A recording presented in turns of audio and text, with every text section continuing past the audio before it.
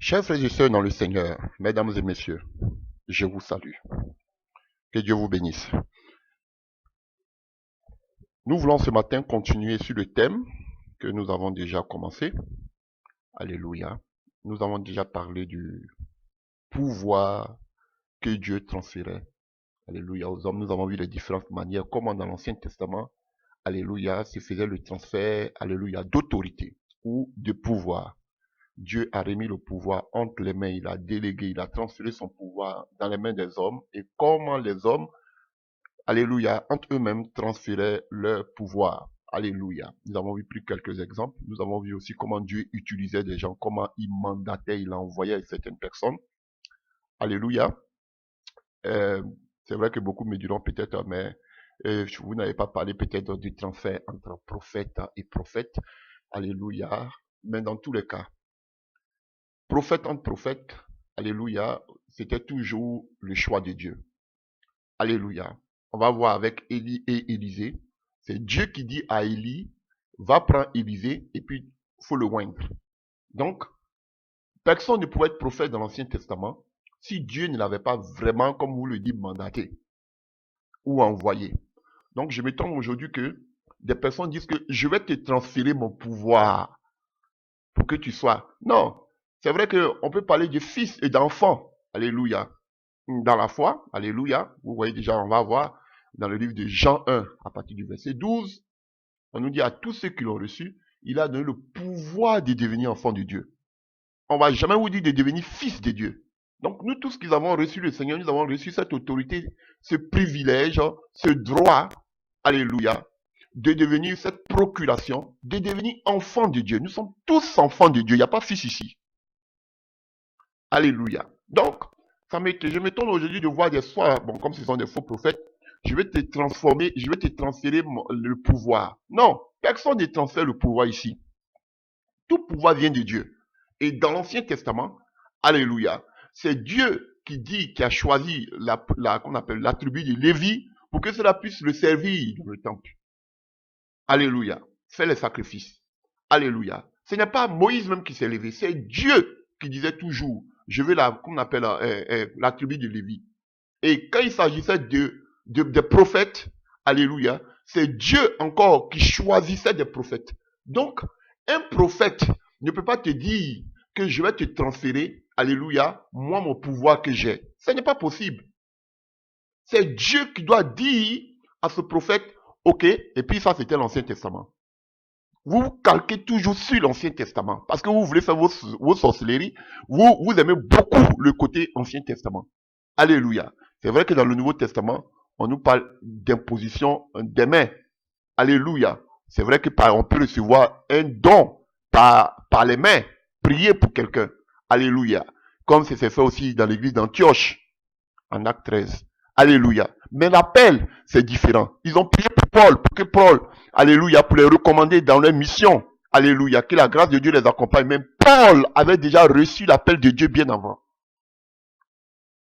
Donc, un prophète ne peut pas dire authentique de Dieu, à moins que Dieu lui dise, voici quelqu'un qui est appelé au ministère prophétique. Sinon, il ne peut pas dire, je vais te transférer mon pouvoir ou bien mon onction ou bien quoi que ce soit. Non. Là, tu as quelle onction? Alléluia. Ça, c'était une parenthèse. Donc, chers frères, aujourd'hui, nous allons accélérer. Ça va vous faire beaucoup de bien. Nous allons parler du pouvoir de Jésus-Christ de Nazareth. Alléluia. Nous allons aussi voir, alléluia, quel était le fondement de l'autorité ou du pouvoir de Jésus-Christ. Quel était son fondement? Alléluia. Et nous allons voir les œuvres que Jésus-Christ accomplissait à partir de l'autorité qu'il avait. Nous allons voir d'où Jésus tirait son autorité. Vraiment important. Alléluia. D'où il tirait son autorité. Nous allons voir les fondements, pour ne pas dire le fondement, alléluia, de son autorité ou de son pouvoir. Et nous allons voir les œuvres qui s'opéraient à partir, alléluia, de son autorité. Que Dieu vous bénisse, chers frères et sœurs. Alors, nous allons commencer. Et avant de parler de tout ça, nous allons voir quelque chose aussi de très, très, très important. c'est de voir la différence. Alléluia. La raison pour laquelle Jésus-Christ a reçu le pouvoir, l'autorité de Dieu. Quelle était la mission en recevant, alléluia, ce pouvoir de Dieu? Je vais vous montrer que Dieu a transmis son pouvoir à Jésus. Quelle était la mission? Et frère, vous allez voir, on va comparer la mission de Jésus et la mission de Satan. Donc, à partir des deux exemples, vous pouvez aussi voir quel est, alléluia, le message des vrais prédicateurs de Dieu et le message des faux serviteurs de Dieu. Alléluia. Mais avant tout, il était important de savoir que Jésus-Christ de Nazareth, chers frères et sœurs, devait avoir l'autorité de l'être suprême ou de Dieu, alléluia, avant de pouvoir, alléluia, commencer son ministère. C'est vraiment important. Et d'ailleurs, les sacrificateurs n'ont pas manqué de lui dire, de lui cracher sur leur visage, parce qu'ils reconnaissaient l'autorité. Alléluia. Donc, ils croyaient en deux autorités. Non seulement l'autorité de Dieu, mais encore l'autorité, alléluia, de Rome. Alléluia. Et, chers frères et sœurs, nous allons voir que Jésus-Christ arrive dans le temple. Vous pouvez le voir dans le livre de Matthieu 21. Dans le livre de Matthieu 21. Alléluia. Jésus arrive dans le temple à partir du verset 23 que nous allons lire. Et le même passage parallèle, on peut le retrouver aussi dans le livre de Luc. Alléluia. Dans le livre de Luc aussi. Luc 20, à partir du verset, alléluia, 1. Mais nous allons prendre le livre de Matthieu. Alléluia. Voilà. Vous voyez, mais déjà, quand on prend Matthieu 22, à partir du verset 18, on dit, Jésus connaissait la méchanceté, répondit, pourquoi me tentez-vous? Ils ont demandé à Jésus, alléluia, alléluia, devons-nous payer, comment, alléluia, qu'on appelle, devons-nous payer, qu'on appelle, le tribut à César ou pas? Vous voyez? Et Jésus a dit, alors, Jésus a dit, amenez-moi un denier, une monnaie, et il a dit, de qui portait l'effigie? On a dit, de César. Donc, il a dit, rendez à César ce qui est à César, et à Dieu ce qui est à Dieu. Pourquoi? Parce qu'il savait que César aussi représentait une autorité. Et ça, nous allons parler de cela dans nos prochaines prédications, chers frères et sœurs. Mais ce qui nous préoccupe ici, alléluia, dans le livre de Matthieu, alléluia, dans le livre de Matthieu, ils ont posé une question à Jésus-Christ de Nazareth. Nous retournons dans le livre de Matthieu 21. Matthieu 21, à partir du verset 23. Jésus se rendit dans le temple et pendant qu'il enseignait, les principaux sacrificateurs et les anciens du peuple vinrent lui dire, par quelle autorité, ou même par quel pouvoir, fais-tu ces choses? Et qui t'a donné cette autorité? Vous voyez? Et Jésus leur répondit, je vous adresserai aussi une question. Ce qui était courant en Israël, on répondait une question par une autre question. Et si vous m'y répondez, je vous dirai par quelle autorité j'ai fait ces choses. Le baptême de Jean, d'où vient-il? Du ciel ou des hommes? Mais ils raisonnaient entre eux et nous répondrons. Et si nous répondons du ciel, il nous dira, pourquoi donc n'avez-vous pas cru en lui? Et si nous répondons des hommes, nous avons à craindre la foule, car tous tiennent Jean pour un prophète. Alors il répondit à Jésus, nous ne savons. Et Jésus leur dit à son tour, moi non plus, je ne vous dirai par quelle autorité je fais ces choses. Alléluia. Donc, chers frères et sœurs, on comprend par là que, avant que Jésus ou quelqu'un, qui que ce soit, commence une œuvre, il doit toujours d'abord avoir l'autorité, le pouvoir, délégué, mandaté, envoyé. Et c'est ce que les disciples et les sacrificateurs ou les pharisiens, tout ce que vous savez, posaient à Jésus-Christ. Parce que eux, en tant que sacrificateurs, alléluia, ils descendaient, ils avaient déjà reçu l'autorité de Dieu. Donc eux, ils voulaient savoir de qui Jésus détenait-il son autorité, son pouvoir. Est-ce de ce même Dieu qu'ils adoraient? Ou bien est-ce de la preuve, ils vont vous dire que Jésus chassait des démons par Belzébul. Pour eux, peut-être aussi que Jésus recevait son autorité de Satan. Donc, frère, il est impératif, il est primordial que vous sachiez que avant que quelqu'un ne se lève pour faire une œuvre, il doit d'abord être mandaté, il doit d'abord être envoyé, il doit d'abord recevoir l'autorité. Mais frère, nous allons voir plus tard que l'autorité à elle-même, à elle seule, ne suffit pas pour entrer pour faire une œuvre de Dieu. Alléluia. C'est vrai que tu as l'autorité, mais en plus de l'autorité, il faut avoir encore la puissance. C'est vrai que tu as l'exousia, mais en plus de l'exousia, il faut avoir le dynamisme. Ah oui, chers frères et sœurs, mais pour le moment, nous ne sommes pas encore arrivés au dynamisme. On est simplement dans le exousia. C'est vraiment important. Ne vous limitez pas seulement à l'exousia. Alléluia. C'est vrai que Dieu, on va voir des exemples, Dieu a mandaté Jésus-Christ. Jésus avait le mandat. Alléluia. Mais à part le mandat, il fallait encore avoir la puissance de Dieu qui accompagnait ce mandat. Très important.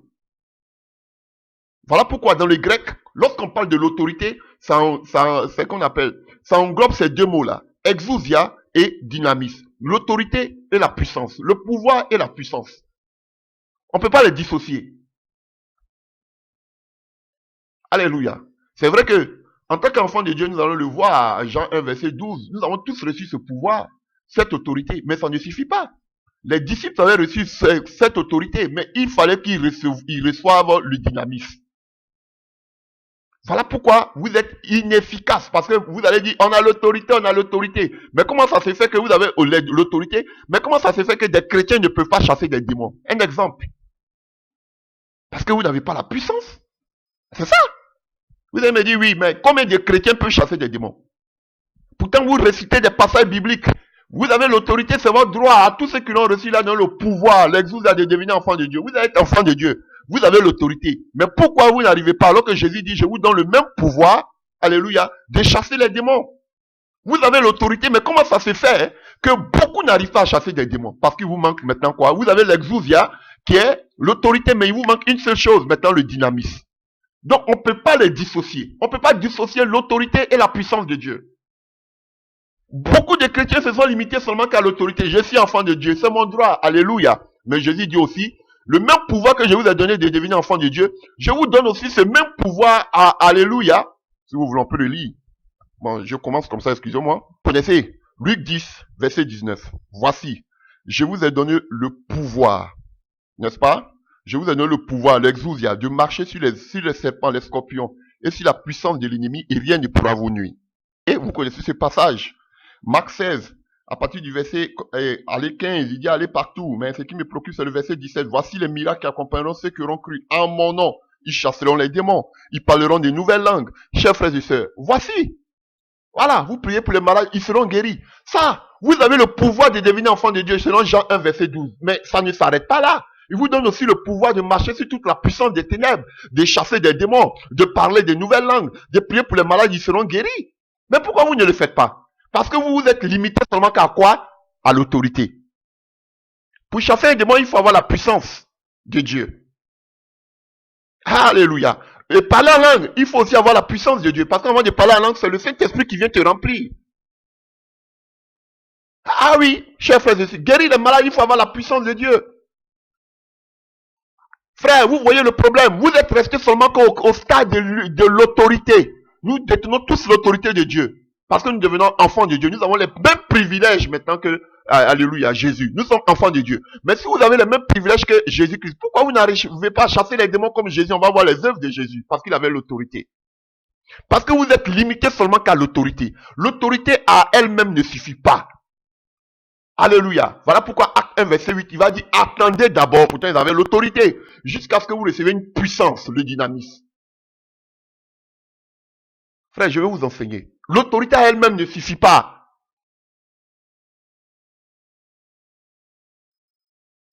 Alors, retournons un peu. Alors, donc les disciples, qu'on appelle les sacrificateurs, les pharisiens, ont dit à Jésus, de qui détenait-il son autorité? Il est important de savoir que nous avons de l'autorité. Alléluia, c'est notre droit que Dieu nous donne, que Dieu nous lègue. Alléluia. Donc nous allons voir des passages où Jésus lui-même dira qu'il a reçu l'autorité. Bien de Dieu. Allons-y rapidement, quelques passages. Jean 5, à partir du verset, alléluia, 16 jusqu'à 19. Mais Jésus lui répondit, mon Père agit jusqu'à présent, moi aussi j'agis. À cause de cela, les Juifs cherchaient encore plus à le faire mourir. Non seulement parce qu'il violait le sabbat, mais parce qu'il appelait Dieu son propre Père. se faisant lui-même égal à Dieu. Jésus reprit donc la parole et lui dit, en vérité, je vous le dis, le Fils ne peut rien faire de lui-même. Il ne fait que ce qu'il voit faire au Père. Et tout ce que le Père fait, le Fils aussi le fait pareillement. Ça, c'est un passage. Ce qui veut dire que Jésus se faisait égal à Dieu. Donc, on est juste à côté. On peut plus, j'en prends aussi Jean 5, verset 36. Alléluia. Moi, j'ai un témoignage plus grand que celui de Jean-Baptiste, car les œuvres que le Père m'a donné d'accomplir, vous voyez, ces œuvres même, je fais, témoigne de moi que c'est le Père qui m'a envoyé. Vous voyez, on parle encore aussi de mandat. Donc, c'est Dieu qui l'a mandaté. Il y a plein de passages, hein. Vous pouvez lire encore Jean 5, 41 à 44. Il y a Jean aussi 10, à partir du verset 30. Il y a d'autres passages, je vais lire. Je ne vais pas tous les lire pour gagner du temps. Jean 17, à partir du verset 4. J'étais glorifié sur la terre. J'ai achevé l'œuvre que tu m'as donnée à faire. Et maintenant, toi, Père, glorifie-moi auprès de toi-même, de la gloire que j'avais auprès de toi avant que le monde ne fût. J'ai fait connaître ton nom aux hommes que tu m'as donné du milieu du monde. Alléluia. Voilà. Donc, Jésus aussi, il veut parler de la gloire qu'il avait auprès du Père dans le passé. Alléluia. Avant qu'il vienne sur terre. Je vais vous montrer encore d'autres exemples qui vont vous faire beaucoup de bien.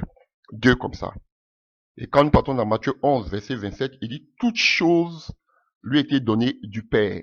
Alléluia. Et vous connaissez un passage encore, Matthieu 28, à partir du verset 18.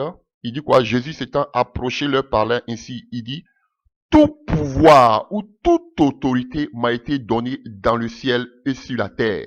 Allez faire de toutes les nations mes disciples. Jésus avait déjà le pouvoir, l'autorité dans le ciel. Maintenant, alléluia, ça c'était, qu'on appelle après sa mort, à sa résurrection. Alléluia. Donc, après sa mort et sa résurrection, maintenant, il a eu le pouvoir sur la terre. Et maintenant, Jésus peut dire, j'ai eu maintenant tout pouvoir dans le ciel et sur la terre, parce qu'il avait accompli sa mission. Alléluia. À la croix. Donc, maintenant, il avait tout pouvoir. Lui-même, il a dit, tout pouvoir m'a été donné dans le ciel et la terre. Il ne dit même pas un peu de pouvoir. Toute exousia m'a été donnée. Alléluia. Nous pouvons lire aussi Jean 5 à partir du verset 22. Jean 5 à partir du verset 22. Alléluia. Le Père ne juge personne, mais il a remis tout jugement au Fils afin que tous honorent le Fils comme il honore le Père. Alléluia. Et celui qui n'honore pas le Fils n'honore pas le Père qui l'a envoyé. Et toujours dans le même passage, chapitre de Jean 5 à partir du verset 27, il dit, Alléluia. Et il lui a donné le pouvoir de juger parce qu'il est le Fils de l'homme. Alléluia. Vous comprenez? Donc, il y a plein de passages comme ça qui prouvent que Dieu a remis, alléluia, le pouvoir entre les mains de Jésus-Christ de Nazareth. On ne va pas tous les citer. Alors, chers frères et sœurs, tu avais besoin, l'homme avait toujours besoin de qu'on appelle de l'autorisation d'une autorité supérieure pour pouvoir agir, alléluia, dans l'exercice de ses fonctions. Et c'est ce qui s'est passé avec Jésus et puis qu'on appelle ce centenier, alléluia, dont le serviteur souffrait, alléluia, dans le livre de Matthieu 8, à partir du verset 7, qui demandait à Jésus de dire seulement un mot et son serviteur sera guéri. Jésus dit, allons, je vais aller le guérir. Il dit, non, je ne suis pas digne que tu rentres dans ma maison. Mais il a dit quelque chose ici qui prouve déjà ce que c'est que le mandat. Il a dit, car moi, je suis soumis à des supérieurs et j'ai des soldats aussi sous mes ordres. Donc voici deux mots, soumission et ordre. Alléluia. Donc, lui-même, il est soumis à une autorité supérieure, mais il y a des soldats aussi qui sont soumis à lui. Ah, frère, c'est ça. C'est vrai que nous recevons, alléluia, notre autorisation d'une autorité suprême, mais nous aussi, il y a des personnes aussi qui nous sont soumis comme des soldats. Bon, on est dans l'armée.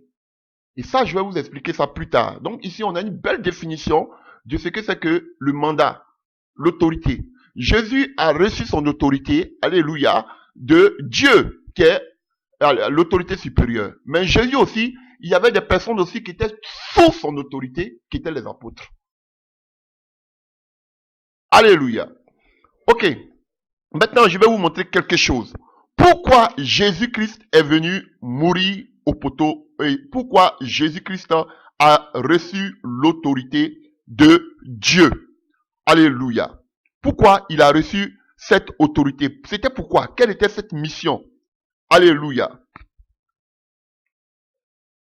Voyons maintenant dans le livre de Jean 17. Nous allons commencer.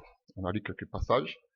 Jean 17 à partir du verset 1. Après avoir ainsi parlé, Jésus leva les yeux au ciel et dit, Père, c'était juste avant qu'il parte à la croix. L'heure est venue. Glorifie ton Fils, afin que ton Fils te glorifie, selon que tu lui as donné le pouvoir sur toute chair. Donc Jésus avait toute autorité sur toute chair. Afin qu'il fasse quoi? Pourquoi Jésus a reçu l'autorité? C'est pour accorder la vie éternelle à tous ceux que tu lui as donnés. Or, la vie éternelle, c'est qu'ils te connaissent, toi, le seul vrai Dieu, et celui que tu as envoyé, Jésus-Christ. Je t'ai glorifié sur la terre, j'ai achevé l'œuvre que tu m'as donné de faire. Et maintenant, toi, Père, glorifie-moi auprès de toi de la gloire que j'avais auprès de toi avant que le monde ne fût. C'est puissant. Alléluia. Nous avons vu la dernière fois, lorsqu'on parlait du transfert du pouvoir de Satan, dans le livre de Luc, nous avons vu que Satan, alléluia, il donnait son pouvoir, pourquoi? Aux gens pour qu'ils puissent dominer, pour qu'ils puissent aussi avoir la gloire de ce monde. Mais Jésus, lui reçoit le pouvoir de Dieu, pourquoi? Pour donner la vie éternelle. Et pour faire connaître le vrai et seul Dieu, l'unique Dieu qui existe, le Dieu d'Israël. Et il a dit, alléluia, et crois en celui que tu as envoyé, qui est qui? Jésus-Christ. Comme les gens le disent, hein, Yoshua Mashiach. Chers frères et sœurs, voilà la différence. Jésus, voilà pourquoi quand vous prenez le livre de Jean 3, verset 16, on dit, Dieu a tellement aimé le monde qu'il a envoyé, donné, qu'il a envoyé, il a mandaté son Fils afin que quiconque croit à lui ne périsse pas, mais qu'il ait la vie éternelle. C'est la même chose que Jésus dit ici. Jésus a été mandaté pour donner la vie éternelle à celui ou à celle qui croit en lui. Mais Satan, lui, il vient pour donner son pouvoir, alléluia, pour que tu puisses avoir la gloire, la domination. C'est ton semblable. C'est deux choses différentes. Alléluia. Alléluia. Et par la croix, nous dira 1 Jean 3, Jésus-Christ a anéanti tout le pouvoir de Satan au poteau de la croix. Il a paru pour détruire les œuvres du diable. Chers frères et sœurs. Donc vous voyez, par la croix. Donc par cela, vous pouvez reconnaître automatiquement le message des vrais et des faux serviteurs de Dieu. Le véritable serviteur de Dieu sera semblable, il sera comme son maître. L'élève sera comme son maître. Alléluia. Prêchez les choses d'en haut. Prêchez, alléluia, le salut. Prêchez la vie éternelle. Prêchez l'enlèvement. Alléluia. Frères, mais les gens qui sont des serviteurs du diable prêcheront toujours à dominer, la domination, la gloire. Tu dois dominer, marquer ta génération, les choses, la gloire du monde. Voici la différence entre les véritables serviteurs de Dieu et les faux serviteurs de Dieu. Alléluia. Pour pouvoir les dissocier. Alléluia. Jésus est venu parce qu'une âme a du prix à ses yeux. Il voulait que les âmes croient en lui et qu'ils aient la vie éternelle. Satan n'est pas reçu le pouvoir. Il ne donne pas le pouvoir pour que vous receviez la vie éternelle. Non, il donne son pouvoir parce qu'il vient pour détruire, dérober et voler. Alléluia. Chers frères et sœurs. Donc vous voyez, il vient, il vous donne le pouvoir. Alléluia. Pour que vous puissiez avoir la gloire du monde. Quand il est venu devant Jésus, il lui a montré toute la gloire du monde. Il dit, je te donnerai cela. Il n'a pas dit que je vais te donner la vie éternelle. Donc, tout ce que vous prenez chez Satan, c'est pas pour qu'il vous donne la vie éternelle. C'est pour vous donner la gloire. Il est venu, il n'a pas montré le ciel à Jésus. Il est venu, il a montré toute la terre et la gloire de ce monde. Donc Jésus vient pour vous donner la gloire de ce monde. Alors que Jésus vient pour vous donner la vie éternelle. Voici ce qui est plus important. Voici ce qui est primordial. Pas notre vie ici-bas, pas la gloire ici-bas, mais la vie éternelle. Et par cela, vous pouvez voir la différence entre les véritables serviteurs de Dieu et les faux serviteurs de Dieu. Par leur message, qui sont tournés, axés seulement que sur la terre, la gloire de la terre, le succès, l'élévation. Voici les serviteurs du diable. Comme Satan qui présente la terre, la gloire de ce monde à Jésus. Mais Jésus, lui, il a reçu le pouvoir de Dieu. Pourquoi? Pour faire connaître le vrai Dieu, l'unique Dieu, et pour donner la vie éternelle. Alléluia. Voilà pourquoi un véritable enfant de Dieu doit savoir que Jésus-Christ est Dieu, le vrai et unique Dieu. Alléluia. Et aussi, il doit toujours annoncer non seulement le retour de Jésus, mais la vie éternelle, le salut. Alléluia, chers frères et sœurs. Mais faites attention, parce qu'il y a des loups qui sont déguisés en agneaux. Un exemple, les tout-nazis, ils vont vous faire semblant de prêcher sur l'enlèvement. Alléluia. Mais leurs fruits sentent mauvais, comme je le dis toujours. Ils ont de mauvais fruits. Ils se mettent ensemble avec des homosexuels. Ils se mettent ensemble avec des escrocs. Alléluia. Ils font un semblant, ils maquillent leurs enseignements comme s'ils prêchent sur la sanctification. Des gens qui prêchent sur la sanctification, qui parlent de sodomie, de pornographie. Frère, les œuvres vont les trahir. Ils disent des paroles, mais leurs œuvres font le contraire. Regardez le groupe dans lequel est toute la vie. Un groupe de marmailleurs, de vieux marmailleurs. Voilà. Et il veut nous prêcher, et tellement rusé ce monsieur, je parle toujours de lui parce que je le dis toujours, c'est le porte-parole. Il sait bien se déguiser. Il saigne bien l'atmosphère, et il donne le message qu'il faut. Alléluia. Voilà. Mais c'est comme un appât, c'est comme un poison. Quand on veut prendre une souris, on donne la bonne nourriture et puis on met le poison dedans. Vous voyez? Tous ces messages tournent autour de la terre et de la gloire. C'est un serviteur du diable. Tout la vie, tu es un serviteur du diable. Parce que tous tes messages, c'est la gloire. Vous-même, vous pouvez voir ces affiches. Gloire, gloire, gloire, gloire. De quelle gloire il parle? De la gloire du monde. Parce qu'on le voit par ses fruits, il ne fait que prêcher la gloire du monde, la prospérité. Voilà, voici le message. Quel que soit qui va prêcher sur l'enlèvement pour nous faire quoi? Montrer quoi? Que oui, je suis dans le message. Je demande à tous les serviteurs de prêcher. Tu vas pas nous distraire, ton avis. Tu vas pas nous distraire. Alléluia. Et il quitte de là, il vient, il dit, le Seigneur lui a donné un message. Oui, vraiment, soutenez vos pasteurs. Vous voyez, ils veulent que l'église aujourd'hui, c'est la dernière des choses qu'ils vont faire, c'est d'ouvrir l'église à, qu'on appelle, la dernière des choses qu'ils vont ouvrir, c'est l'église. Pour moi, vous ne voyez pas le coup du diable. Ils veulent tuer l'église. Ils veulent assoupir l'église. Ils ne vont pas ouvrir l'église. Mais on prouve, tu n'as dit, tu es païen. Tu es religieux. Donc, prions, levons-nous à chaque heure dans l'année. Tu es par jour, tu es concerné par cela. Moi, je ne suis pas concerné par cela. Tu n'as dit, tu parles de, les pasteurs seront toujours seuls attaqués. Nous, là, nous, on est seuls ici, on prie matin, midi, soir. Qui prie pour nous? Au contraire, vous nous attaquez, bande occultiste. Soutenez vos pasteurs dans la prière parce qu'ils sont livrés à eux-mêmes. Ils ont besoin de vos prières. En bon? Est-ce que vous, là, vous priez pour nous? On vous dénonce, vous nous attaquez en longueur de journée? Vous êtes des religieux. Ton avis, tu es un religieux. Alléluia. Ils veulent pas que nos bâtiments, l'église, la mort spirituelle en train de vous, de prendre l'église. Vous ne voyez pas. Et puis il va parler avec excellence, comme si ce qu'il dit c'est vrai. Mais ce que tu dis c'est archi faux.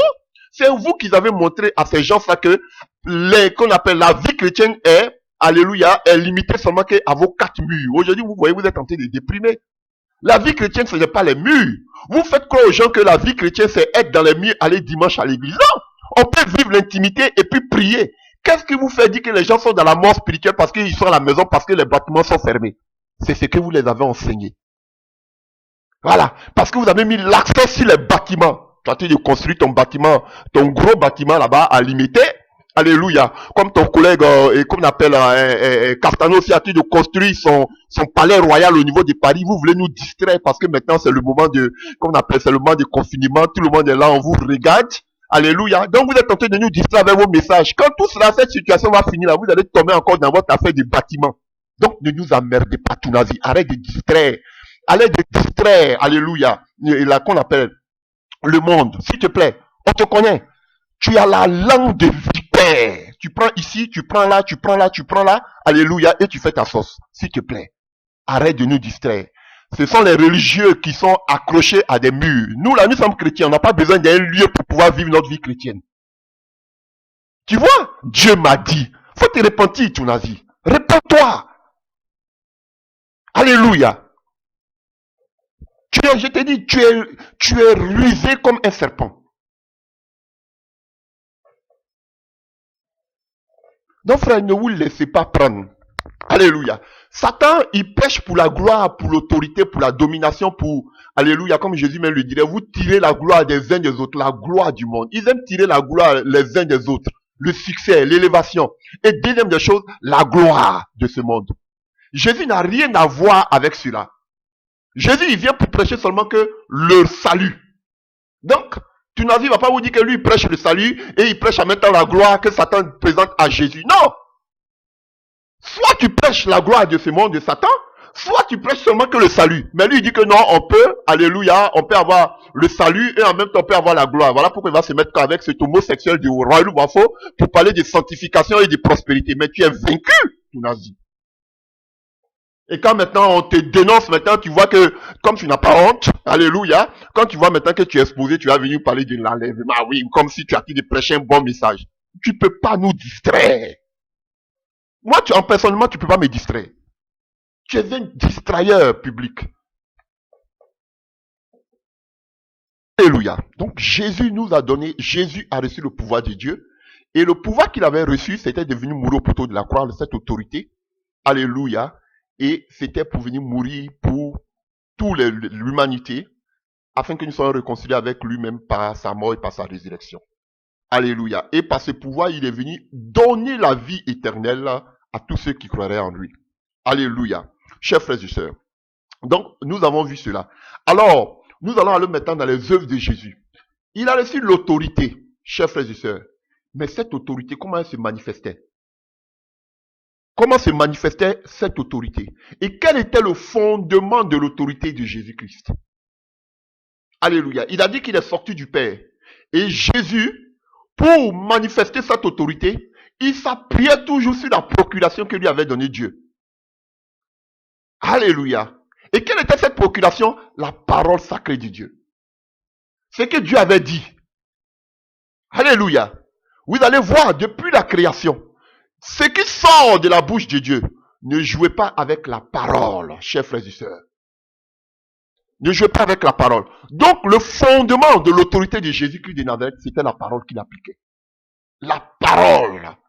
Et toute parole qui sortait de sa bouche, alléluia, était une parole de grâce qui confondait toujours ses ennemis. Alléluia. Et je vais vous dire aussi pourquoi souvent nous avons l'autorité, mais cette autorité est inefficace. Je vais vous dire pourquoi votre autorité est inefficace. Alléluia. Je vous dis sur quoi doit être fondée votre autorité et je vais vous dire encore pourquoi votre autorité est inefficace devant des situations. Alléluia. Et je voudrais commencer un peu par les chrétiens. Chers frères et sœurs, avant même de parler de l'autorité de Jésus, son fondement. Frères, Dieu déclare que nous sommes en Christ, n'est-ce pas? Donc tout ce qui concerne Jésus-Christ de Nazareth, alléluia, est aussi pour nous. Toutes les promesses de Dieu accordées à Christ sont aussi des promesses pour nous. Donc quand Dieu fait l'éloge de Christ, il fait aussi notre éloge, chers frères et sœurs. Et nous avons vu dans le livre de Matthieu 28, verset 18, que Christ possède toute l'autorité.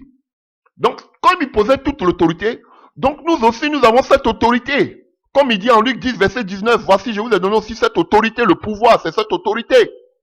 Alléluia. Et non seulement quand il nous donne cette autorité, il nous donne aussi l'autorité sur Satan. Alléluia. Vous voyez? Donc, on a vu que dans le livre de Genèse 3, nous allons revenir à cela. Genèse 3, que Satan a souffert une blessure fatale, chers frères et sœurs, sous les pieds de Christ. Genèse 3, verset 15. Alléluia. Chers frères et sœurs. Donc, Satan est aussi blessé sur notre propre pied. Parce qu'on a vu, Romains, je vous ai dit une fois, que Jésus-Christ même, Paul pouvait dire que le Dieu de paix écrasera bientôt Satan sous vos pieds. Donc, les mêmes autorités que Jésus a reçues, c'est la même autorité que nous avons. Alléluia. Chers frères et sœurs. Donc, et quand nous allons vous lire le psaume 91 que vous aimez, alléluia, à partir du verset 13, que j'ai devant moi, tu marcheras sur le lion et sur l'aspic, tu fouleras le lion sur le dragon. On parle de Satan. Chers frères et sœurs. Donc, quand nous avons l'autorité, nous sommes comme des ambassadeurs de Christ. Je commence par vous-même les chrétiens. Nous sommes comme des ambassadeurs. Alléluia. Donc, nous avons ici été envoyés par Dieu. Alléluia. Et Jésus même nous le dit dans le livre de Jean 17, verset 18. Comme tu m'as envoyé dans le monde, je les ai aussi envoyés. Donc, frères, nous sommes des ambassadeurs qui sont accompagnés de l'autorité de Christ. Et je commence par vous pour vous montrer, alléluia, quelle sera l'autorité de Christ. Donc, tout ce que je vais dire de Christ, vous allez voir que lorsqu'on va parler des apôtres, c'était les mêmes choses qui se représentaient aussi dans la vie des apôtres et dans la vie de l'Église. Alléluia.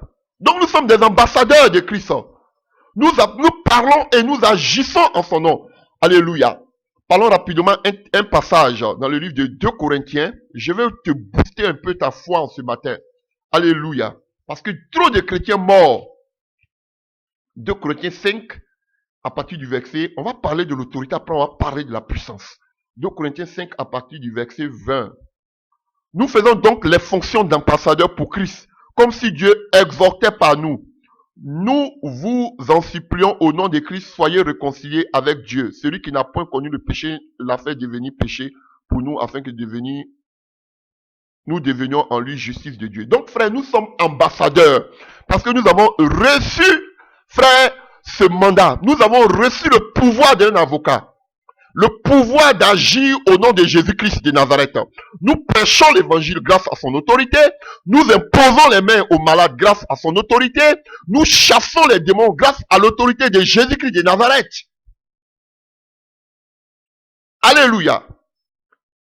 Donc si Jésus est l'héritier de toutes choses, nous sommes aussi co-héritiers avec lui. Alléluia. Voici nos promesses, comme dit Romains 8 à partir du verset 17. Alléluia. Alléluia. Et avec Christ, nous allons régner avec lui. Donc, chers frères et sœurs, si nous avons cette promesse, si nous sommes des avocats, frères, si nous sommes des ambassadeurs, l'ambassadeur d'un pays représente son pays. Alléluia. Il a une créance, comment vous appelez ça là, il a une procuration qui lui donne tout le pouvoir. Il représente l'autorité, le gouvernement d'un pays, d'un autre pays. Donc c'est ça. Donc, chers frères et sœurs, il se définit par cette lettre de créance qu'il amène. Chers frères et sœurs, donc en tant qu'enfant de Dieu, nous devons prendre Dieu au mot, à son mot, chers frères et sœurs. C'est ça l'autorité du chrétien. Prendre Dieu sur sa parole. Et c'est ce que Jésus-Christ n'a cessé de faire. Vous voulez voir le fondement de votre autorité, c'est s'accorder à la parole. Que dit la parole? Si ta parole, on va voir comme Marie, chers frères et sœurs, la parole est puissante. Voici le fondement de l'autorité. La parole que Dieu a donnée à Jésus. Jésus savait qu'il avait une autorité qui venait de Dieu, qui était la parole que Dieu lui avait donnée. Donc c'est si, à partir de cette parole-là, si cette parole-là qui s'accordait pour dire que voici mon autorité, un ambassadeur qui vient d'un autre pays, il sait qu'il a eu la parole, la créance de ce pays qui le mandate d'un autre pays. Donc, chers frères et sœurs, cette parole ou bien ce papier qu'on lui a donné le confère tout le pouvoir dans ce pays, de représenter son pays, chers frères et sœurs. Donc, il faut prendre Dieu au mot à partir de sa parole, chers frères et sœurs.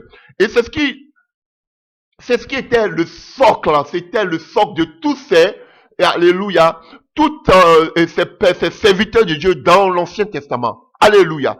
Ils ont vaincu par la parole. Alléluia. La clé de l'autorité, c'est la parole de Dieu, chers frères et sœurs, qui se manifeste. Si tu ne crois pas en cette parole, tu ne pourras jamais avoir l'autorité. À tout ce qui est écrit, alors, alléluia, tu pourras avoir le réma qui est appuyé sur le logos. Chers frères et sœurs, s'il n'y a pas cette ferme confiance en la parole, tu ne pourras jamais être quelqu'un qui a l'autorité, qui a le pouvoir. Alléluia. Alléluia. Et cette parole doit être accompagnée de la foi, d'une ferme assurance. Il ne suffit pas de dire oui, il faut une forte assurance, une autorité de savoir que ce que tu dis s'accomplira. Ça ne sert à rien de venir lire, mais avoir la foi. Est-ce que ce que j'ai lu là, mais ça c'est seulement qu'un bout de papier? Non! Cette foi doit être une foi vivante. Comme Josué. Alléluia. Qui commande au soleil. Alléluia. Dans le livre de Josué 10, verset 12. Tu t'arrêtes à la lune jusqu'à ce que, à Gabaron, jusqu'à ce que nous on ait pris victoire sur nos ennemis. Le soleil s'est arrêté jusqu'à ce qu'ils ont vaincu tous les ennemis. Alléluia. Par la parole. On va arriver tout à l'heure en Genèse. Alléluia. On voit que Élie contrôle même le climat. Alléluia. Il dit, sinon à ma parole, il n'y aura ni pluie pendant 3 ans et demi. Pendant 3 ans, pardon. Alléluia. Vous pouvez le voir dans le livre de Alléluia. Attendez, 1 Roi 17. À partir du verset 1. Et puis aussi, nous avons aussi le même passage dans le livre de Jacques 5 à partir du verset 17. Alléluia. Jacques 5 à partir du verset 17 et 1 Roi 17 à partir du verset 1. Il est dit, à sa parole. Et automatiquement, il n'a plus de pluie. L'autorité, le fondement de l'autorité, c'est la confiance en la parole de Dieu. Prends Dieu au mot sur sa parole. Tu as dit, Jésus, en ton nom, nous imposerons le mot aux malades, ils seront guéris. Tu as dit, en ton nom, nous chasserons les démons, ils vont obéir. Au nom puissant de Jésus, tu as dit, et je crois. Voilà, chers frères et sœurs. Voici le fondement de l'autorité. Allez, alléluia. Et Élie était rempli de la parole de Dieu. Donc, il pouvait dire à ma parole. Alléluia. Comme Moïse qui était, alléluia, Dieu pour Pharaon. Donc, tout ce qui sortait de sa bouche agissait. Il a parlé des 10 plaies. Par sa bouche, tout est, qu'on appelle, est arrivé à son accomplissement. Parce qu'il représentait Dieu. Vous devez être victorieux dans vos vies de tous les jours. Mais cela passe par l'autorité qui vient à partir de la confiance de la parole. Avoir confiance, c'est ça. Confiance, c'est ça la foi. À la parole. Que tout ce que Dieu dit s'accomplira. Alléluia. Regarde Paul devant Élimas. Alléluia. Ou Bar-Jésus dans le livre de Actes 13. Alléluia. Il dit tu vas être aveugle.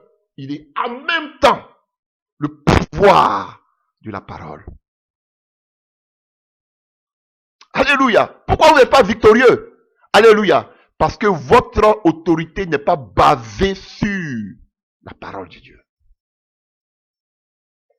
Toutes choses ont été créées par la parole. Alléluia. Regardez, Pierre devant Ananias et Saphira.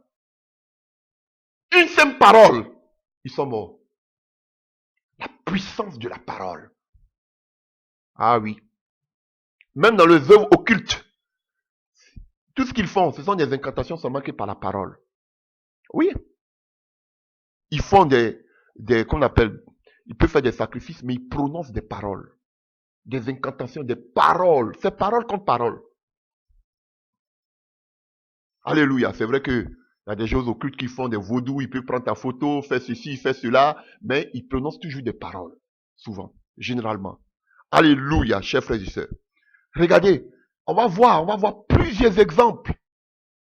Alléluia. Les gens étaient fascinés par Jésus-Christ, par sa manière d'exercer, par son autorité. Il confondait tous ses ennemis. Ah, frère, Jésus-Christ avec son autorité, il avait le pouvoir sur, comme on appelle, sur la nature. Le pouvoir sur les démons. Le pouvoir sur les maladies. Le pouvoir dans son enseignement. Je vais montrer tous ces passages. Oui, chers frères et sœurs. Ah! Et quand on a l'autorité, comment on doit parler? Ah oui! Quand on a l'autorité, comment on doit parler? Jésus se met devant le figuier en Matthieu 21, verset 18, ou même Marc 11, verset 12. Il maudit le figuier parce qu'il ne porte pas de fruits. La puissance de la parole. Les apôtres sont venus, ils ont vu. Ils étaient frappés. La parole a eu de l'effet.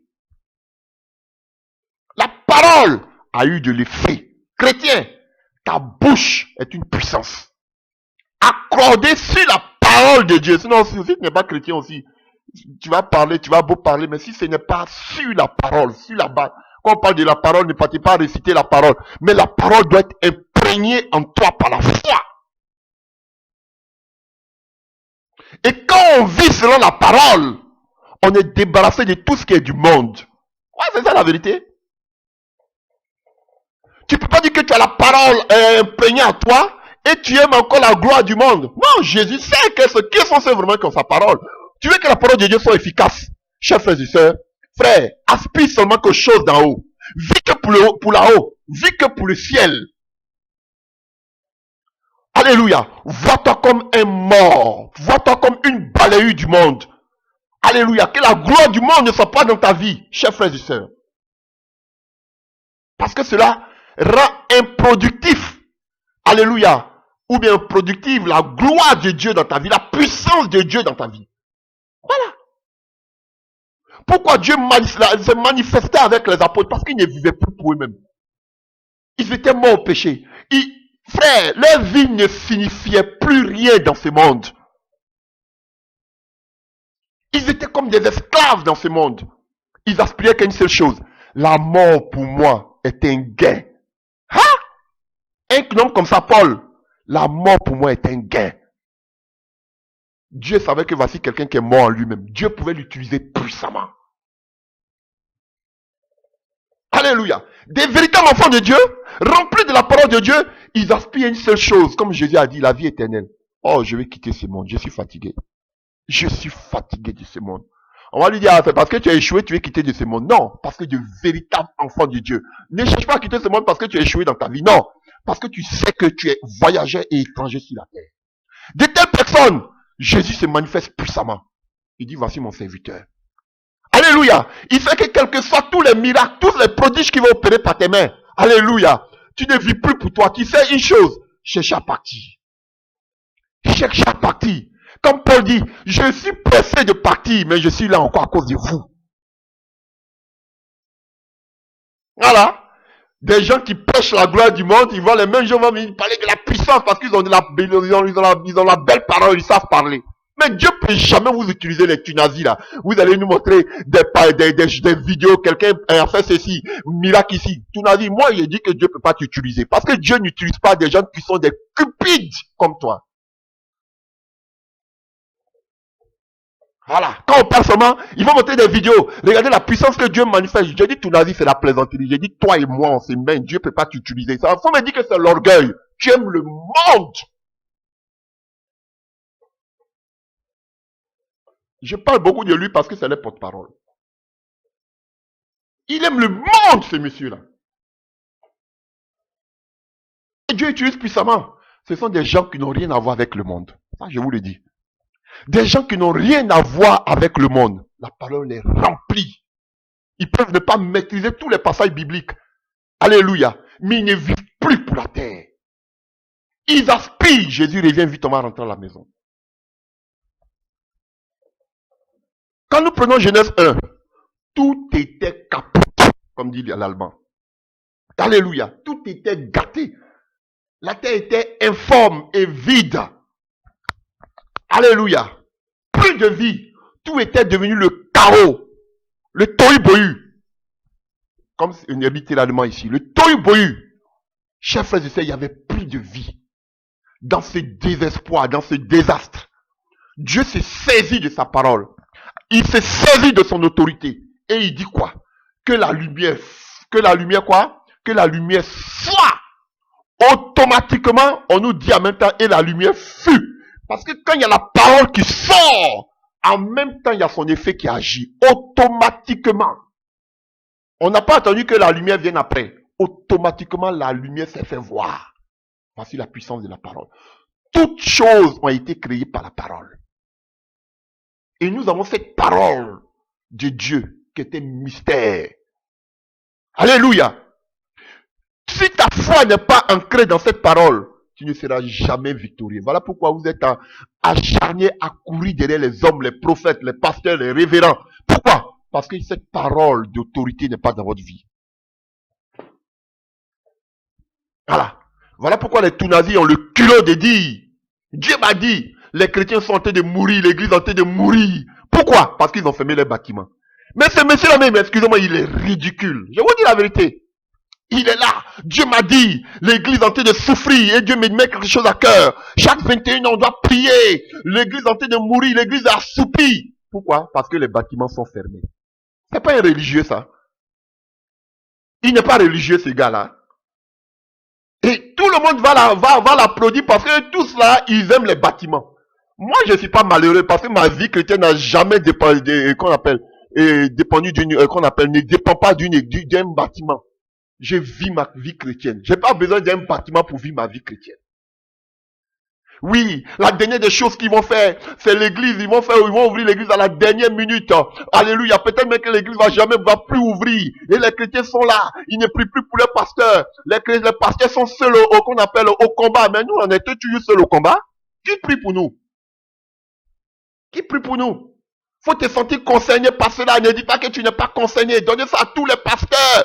Oui, pourquoi ils crient? Il a été de pleurer parce qu'ils ont fermé les salles. Voilà.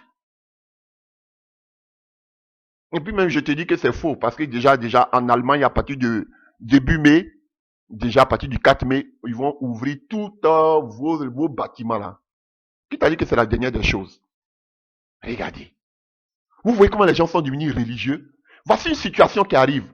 Encouragez les gens à plus rester dans l'intimité avec le Seigneur. Priez chez vous à la maison. Si vous sentez seul, mettez-vous sur Skype et puis priez avec des frères et des sœurs.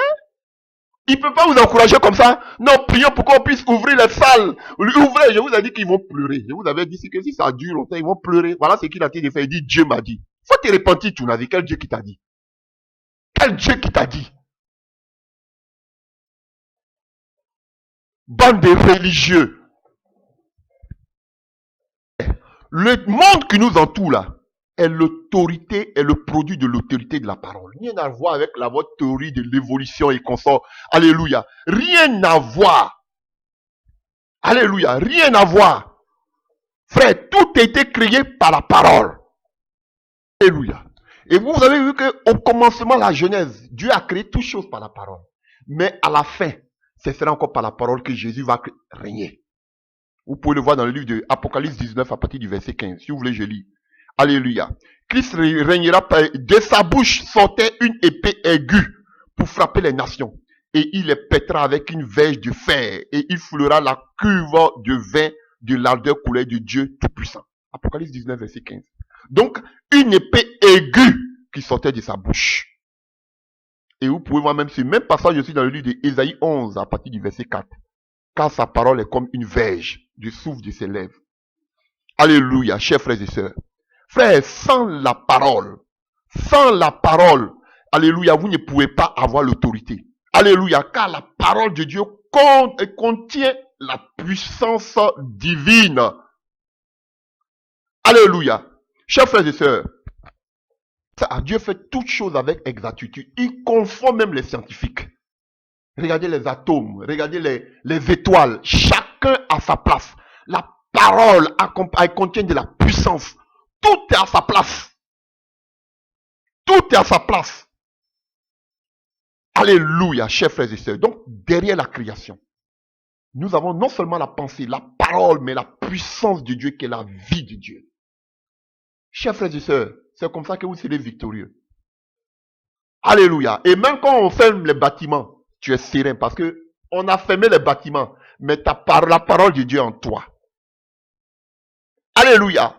La parole de Dieu est toujours appuyée sur la vie éternelle, le salut. Chers frères et sœurs, même si on déchire la Bible, qu'on n'a plus de temple, qu'on n'a plus de Bible, chers frères et sœurs, t'accrocher à la parole qui est quoi? Le salut.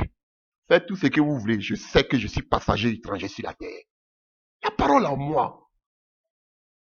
Christ en nous l'espérance de la gloire. Pas la gloire de tout la vie, mais la gloire de Dieu dans le ciel.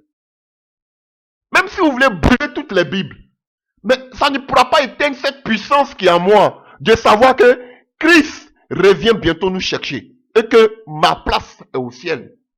Voilà la vérité biblique. Alléluia. Les religieux veulent s'attacher au papier, qui est la Bible. Les religieux veulent s'attacher au temple. Ce n'est pas ça la vie chrétienne. que quand Jésus parlait, il avait la Torah dans sa main? Non. On lui a donné même la Torah. On lui a donné même le Pentateuque quand il est arrivé dans le temple, quand il est arrivé qu'on appelle là, en Galilée. Alléluia, à Nazareth. On lui a donné, on lui a donné les choses. Il a fermé, il dit cette parole s'accomplit. La parole même est en lui. Il n'a plus besoin de vos papiers. C'est ce qu'est la vérité biblique. Et cette parole en lui produit la puissance en lui. Alléluia. Voilà pourquoi Marie, même quand le Sauveur devait venir, lui qui est la parole, elle a dit, l'ange a dit rien n'est impossible à Dieu. Comment ça va se faire? Il dit rien n'est impossible à Dieu. D'autres vont parler de aucune parole de Dieu ne sera dépourvue de puissance. Toute parole qui sort de la bouche de Dieu est accompagnée de puissance. Frère, mais pourquoi nous, nos paroles sont sans puissance? Parce que cette parole n'est pas ancrée sur les promesses de Dieu, sur la foi, sur la pleine confiance, sur le fait que nous sommes plus de la terre, que nous vivons pour là-haut. Voilà, ça fait grandir notre foi, chers frères et sœurs. Elle a dit que cela soit fait, que tout ce que tu m'as dit, alléluia, que cela soit fait, alors qu'il me soit fait, alléluia, selon ta parole. C'est ce que Marie a dit, selon la parole de Dieu. Elle croyait en cette parole que l'ange venait de lui annoncer. Et automatiquement, cette parole qui n'est pas dépourvue de puissance en même temps a commencé son processus. Alléluia, notre Dieu s'est fait chair dans le sein de cette femme. Frère, c'est pas de la magie. Tu veux avoir de l'efficacité dans tout ce que tu fais. Alléluia, dans tes prières, il te faut, alléluia, le socle de l'autorité, qui est la parole de Dieu. Croire à la parole de Dieu, méditer la parole de Dieu, manger cette parole de Dieu, avoir confiance en cette parole de Dieu. Si tu lis cette parole de Dieu réellement, alléluia, elle te portera vers les choses d'en haut, non vers les choses du bas, qui sont sur la terre. Avant de vous parler de quelques passages, pour parler de l'autorité de Jésus, alléluia, ce que les gens pensaient de l'autorité et qu'est-ce que cette autorité a produit, alléluia, alléluia, alléluia, je vais, alléluia, vous dire pourquoi votre autorité, alléluia, ne porte pas de fruits. Pourquoi votre autorité est impuissante. Alléluia. C'est tout simplement l'hypocrisie, le doute. Alléluia. Et c'est la même question que Satan a posée, alléluia, alléluia, à Ève. Alléluia. Dieu a-t-il réellement dit, en Genèse 3, verset 1, est-ce que vous croyez réellement à cette parole que Dieu a, et qui est écrite devant vous, cette parole? Est-ce que tu crois en cette parole? Et c'est le même mode que Satan utilise aujourd'hui vis-à-vis de l'Église.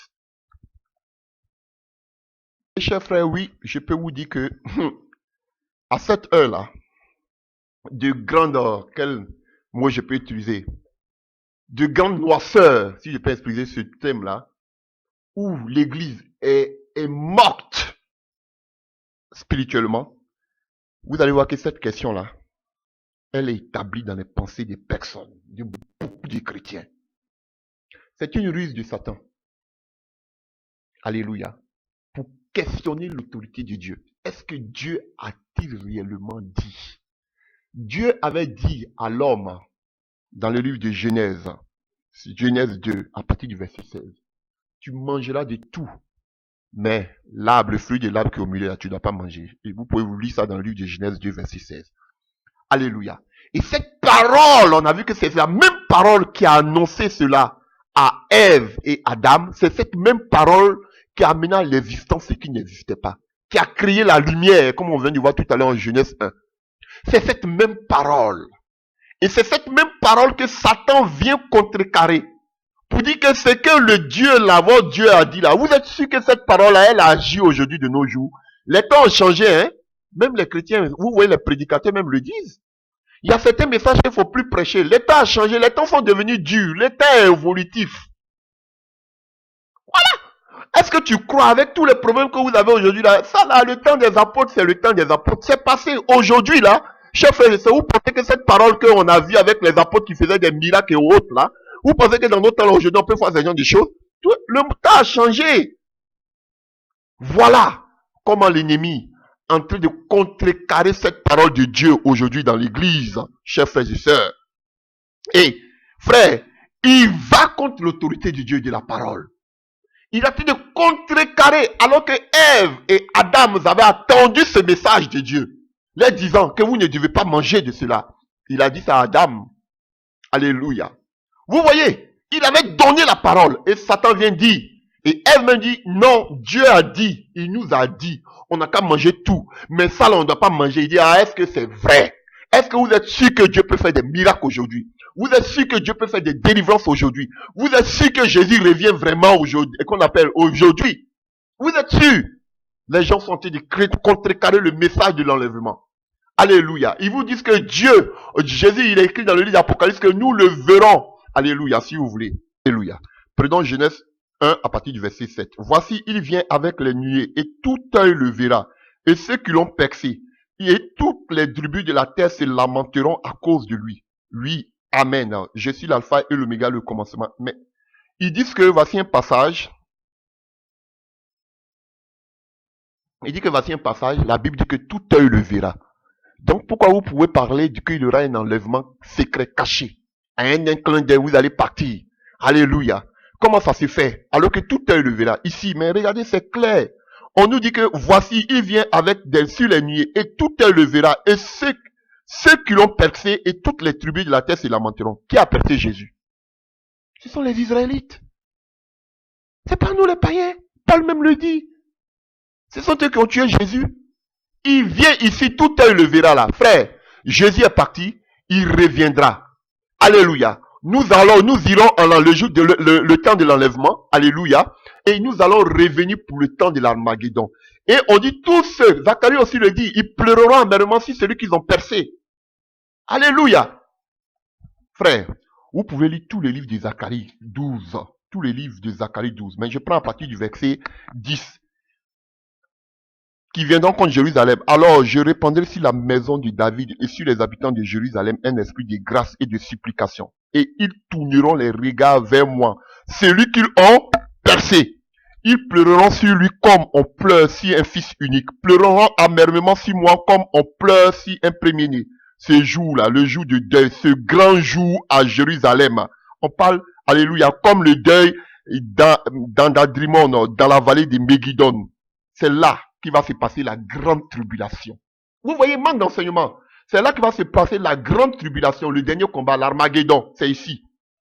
Pas la grande tribulation, mais l'Armageddon. Alléluia. C'est ici, dans la vallée de Megidon. Ici. Alléluia. Et il dit, Jésus même dit que vers moi, celui qui ont percé. Et quand vous prenez Jean ici, à partir du verset 7, Jean 1, voici il vient avec des nuées et tout elle le verra. Et ceux qui l'ont percé, toutes les tribus de la terre se lamenteront à cause de lui. Chers frères et sœurs, qui a percé Jésus? Ce sont les Israélites, ce qu'on vient de voir. Donc Jésus vient là, c'est pour la guerre d'Armageddon. C'est là que tout œil va le voir. Les Israélites vont le voir. Ils vont voir les messies qui viennent à leur secours. Je vous ai toujours dit que c'est après que l'antichrist, le faux prophète va se mettre dans le temple pour dire de l'adorer. C'est là que les yeux vont s'ouvrir. Et Jésus parle de l'esprit de grâce. En ce moment-là, une grâce leur sera offerte. Ils vont commencer à pleurer à mémoire. Donc on nous a menti. Parce qu'ils n'ont pas cru à leur Messie. Donc l'Antichrist va venir parce que, pourquoi? Parce que Israël, ils attendaient un Messie. Et quand les gens, même les pharisiens, posaient toujours la question, nous le Messie qu'on attend là, on dit qu'il va vivre éternellement. Comment toi tu viens, tu vas mourir, on ne sait pas, tu t'en vas où, on dit qu'il va vivre éternellement. Donc eux, ils ne pouvaient pas concevoir que leur Messie pouvait venir mourir comme un vulgaire prisonnier. Alléluia. Donc, chers frères et sœurs, ils vont voir qu'ils ont été, voilà pourquoi l'Antichrist va venir avec puissance. Le faux prophète va venir avec puissance. Donc ils vont croire que ce faux prophète-là, c'était qu'on appelle, c'est lui le Messie. Alléluia. Ce ne serait pas le Messie. Après ils vont voir que, on a été burné. L'esprit de grâce, les yeux vont s'ouvrir. Et c'est là, ils vont pleurer. Maintenant, Jésus-Christ va descendre de façon physique. Alléluia. Avec toute l'église qui est allée qu'on appelle pour les noces de l'agneau. Chers frères et sœurs, on descendra et c'est en ce moment-là que tout œil nous verra. Toutes les nations pourront voir Jésus-Christ puisqu'il va vivre à Jérusalem avec l'église. Alléluia. Alors, et tout le monde va venir adorer à Jérusalem, n'est-ce pas? Donc, tous les hommes verront Jésus. Toute l'humanité saura que Jésus-Christ est là. Mais l'enlèvement, en un clin d'œil, ce sera un enlèvement, ce sera un départ invisible. Les trompettes, c'est seulement que les chrétiens nés de nouveau, alléluia, qui vont entendre le son de la trompette. Rien à voir avec tout œil le verra. Donc ça veut dire que la venue de Jésus sera visible. Non, ça on parle de la venue de Jésus pour l'Armageddon, le dernier combat de l'Armageddon. Il ne faut pas qu'on vous trouble. Alléluia. Dieu-moi pour ce détour. Donc, chers frères et sœurs, nos paroles ne sont pas efficaces. Notre autorité n'est pas efficace parce qu'il y a le doute. Il y a le doute, chers frères et sœurs.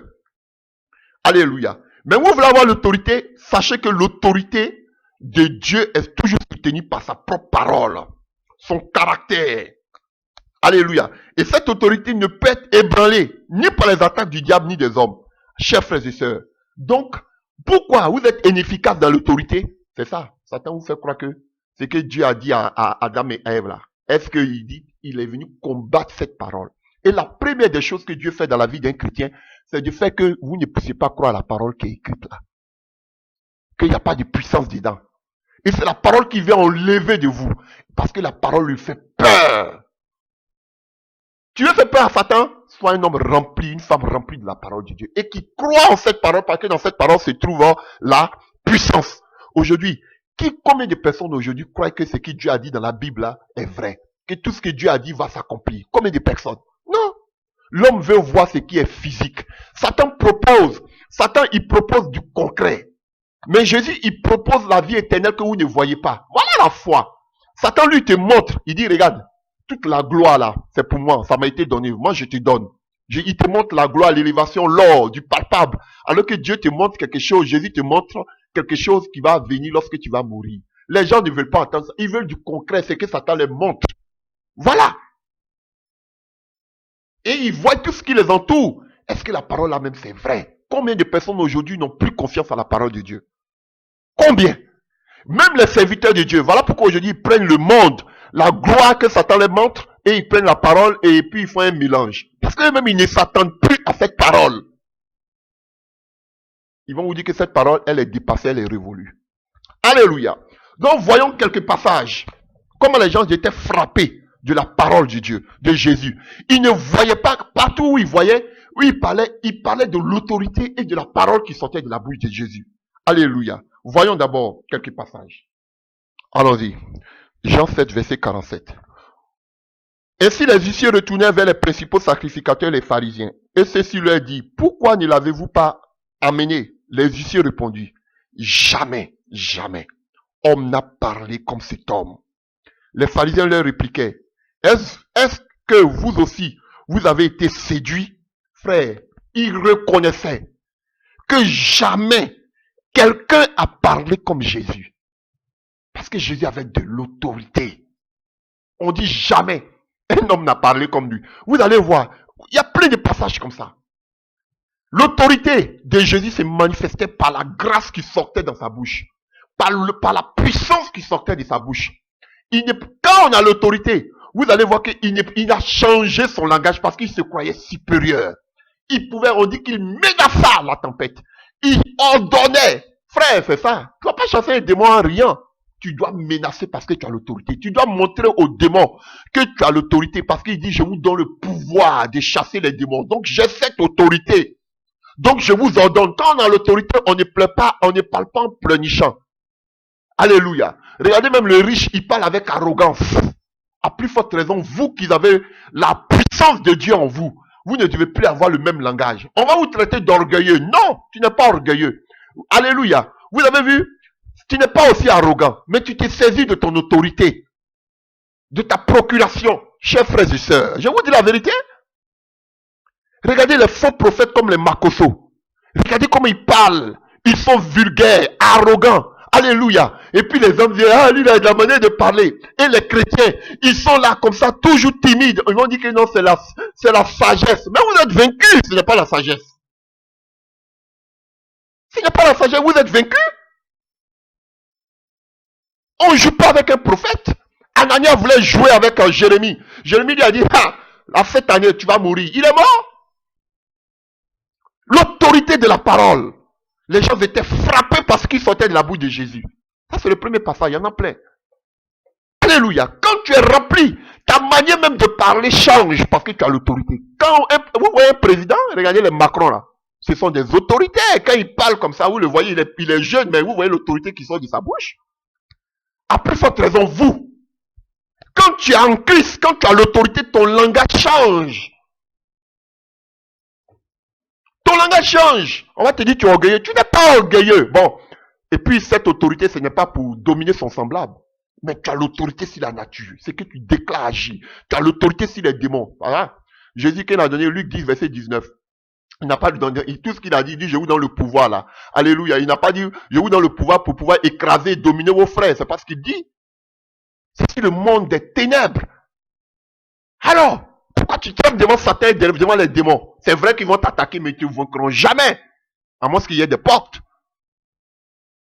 Pourquoi vous tremblez devant les démons? Pourquoi vous êtes obligé de courir derrière les pasteurs et consorts? Pourtant, tu as cette autorité. C'est parce que la parole de Dieu n'est pas en vous. C'est parce que vous ne croyez pas à ses promesses.